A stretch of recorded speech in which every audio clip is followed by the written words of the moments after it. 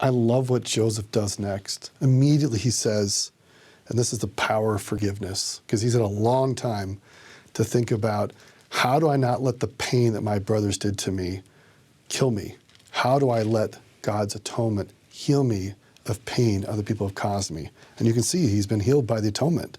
Now therefore, be not grieved, nor angry with yourselves, that ye sold me hither, for God did send me before you to preserve life. What a message. How many of us in our lives have been hurt by others? And if we could take the time to say, what is God working out? What salvation is he causing to happen, given circumstances that I haven't chosen for myself or didn't want for myself or didn't plan for myself? How can God turn this to good? And in my life, I have seen in my life and other people's lives that when we let God work things out, we can see that he can turn anything to good if we're patient and trusting.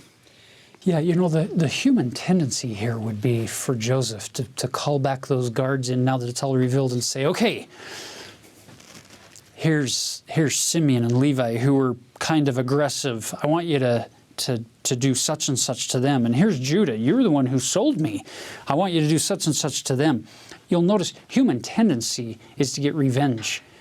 But Christ-like tendency is to give grace, to extend forgiveness and mercy, when, especially in these contexts where the people, they've changed their hearts, they're shifted. So I love the fact that Joseph is not punishing his brothers in this moment, because it would be like holding his current brothers hostage to the 20-year past version of themselves.